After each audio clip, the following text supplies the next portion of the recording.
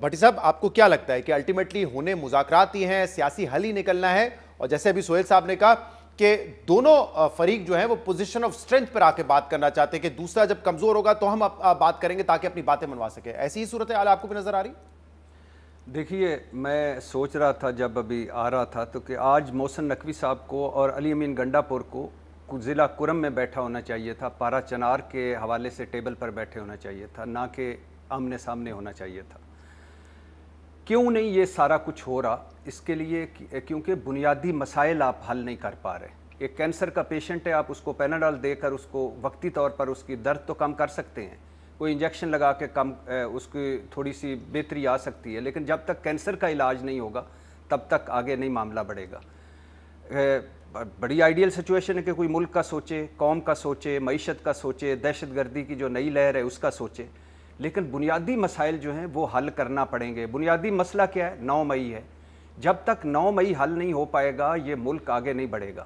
جب تک الیکشن ڈاکے جو ہے اس کا کوئی حل نہیں نکلے گا یہ ملک آگے نہیں بڑھے گا. مخصوص نشستیں ہو گئیں یا جوڈیشل کمیشن بنا لیں یا دھاندلی ٹربیونلز کوئی کام کرنے دیں، وہ بھی اب 9 مہینے ہو گئے اور ابھی تک 20-25% بھی نہیں ہوا دھاندلی پر. جب تک بحیثیت سیاسی جماعت پاکستان تحریک انصاف کو سیاسی سپیس نہیں ملتی بات آگے نہیں بڑھے گی. جب تک آپ اصلی مقدموں کو چھوڑ دیجئے وہ چلاتے رہیں لیکن کریک ڈاؤن، جعلی مقدمے، جعلی پرچے، گرفتاریاں نہیں روکیں گے معاملہ آگے نہیں بڑھے گا. جب تک آپ اپنی جھوٹی اناؤں، جھوٹی ضدوں، جھوٹی لڑائیوں اور ذاتی مفادوں سے آگے نہیں بڑھیں گے بات آگے نہیں بڑھے گی. اور حکومت کو پہل کرنا ہوگی. میرے اس حکومت پر 101 اعتراضات ہیں. یہ فارم 47 کی حکومت ہے اور جس طرح یہ بنی ہے، جس طرح یہ چل رہی ہے یہ سامنے، اور جو کچھ اس نے کیا ہے وہ بھی ہمارے سامنے، جو قانون سازیاں، جو آزاد عدلیہ ختم کر دی. لیکن میں کبھی بھی نہیں چاہوں گا کہ لوگ سڑکوں پر آئیں اور آ کر حکومت کو گرائیں، کیونکہ یہ پھر ایک روایت چل پڑے گی. کل عمران خان صاحب اگر اقتدار میں ہوئے تو وہ آئیں گے اور پھر وہ بیٹھ جائیں گے. لیکن جب اس کا حل کیا ہے؟ اس کا حل یہ ہے کہ آپ عمران خان کمزور ہو گیا ہے یا اس کے پاس بندے نہیں رہے یا وہ کوئی احتجاج کی پوزیشن میں نہیں رہا. 8 فروری 2024 آپ کو کیا کہتا ہے؟ آپ جمہوری لوگ ہیں، جمہوری لوگ ہیں تو آپ کو ماننا چاہیے ووٹ کی عزت. اگر آپ اس کی جسٹیفیکیشن یہ دیتے ہیں کہ 2018 میں بھی ایسا ہی ہوا تھا، 2013 میں بھی ایسا ہی ہوا تھا، تو پھر ٹھیک ہے، 2024 میں بھی ایسا ہوا ہے، 2028 میں بھی ایسا ہوگا.